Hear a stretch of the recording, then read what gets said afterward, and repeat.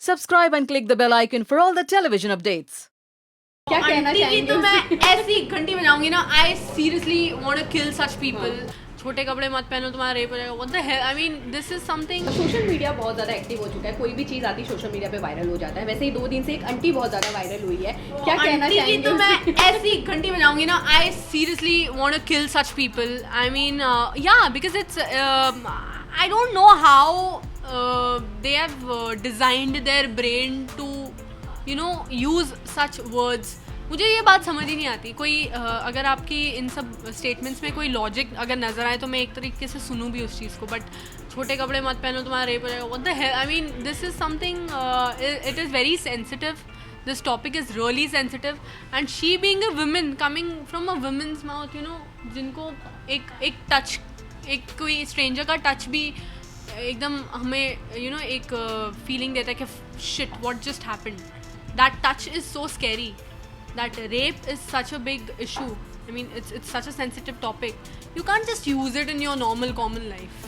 I feel that a lot of people are not aware of this. या I would say ठीक है, aware नहीं हो, but तुम accept तो करो कि तुमसे गलती हुई है. वो सुनने को भी तैयार नहीं थी. When I saw the video, I was in shock that that lady is defending a statement and not ready to like listen to the fact of life कि लड़की की गलती नहीं होती no matter what she wears. So I think it's very important to inform and make people aware that it's never the girl's fault when it comes to rape, and you can't use such big words just so casually. and women are the only one who has to Stand stand with each for other. this. And also ऐसे संस्कार अपने बेटों को देने हैं so that such things they don't come up. You don't have to tell the girls to do anything. You have to tell the boys to do things. The mentality and everything. It's a collective effort of both the sexes. Being a girl, being a boy, it has to be together, and that's how we can improve with this nation. But अगर ऐसे लोग रहेंगे तो I don't know where this nation is going. अच्छा, normally एक बात कहा जाता है कि अगर आप एजुकेटेड हैं, एजुकेशन आपके लिए इसलिए ज़रूरी है क्योंकि आप एक फ्री माइंड लाइफ जी पाते हो. पर वो आंटी को देख के साफ पता चला था बहुत ज़्यादा एजुकेटेड है.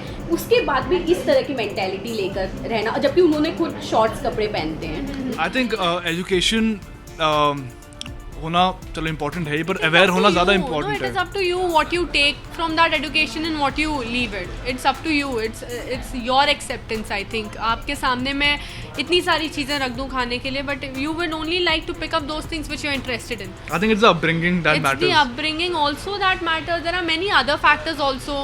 कुछ पुराने हमारी सोसाइटी में ऐसे कुछ पुराने लोग हैं जो अभी तक यही सोचते हैं. I think it's the time to step up and move out of that space and zone. कि अभी की जो जनरेशन है, now that we are so careful about such sensitive topics, I think we should educate our grandparents और people in our society जो आसपास है, जो थोड़ा सा भी तुम्हें लगता है कि ऐसी सोच रखते हो. आई थिंक उनको बिठा के लिसन टू मी, समझाओ उनको, and tell them that things have changed now. Things were different earlier, so that's needed in our society.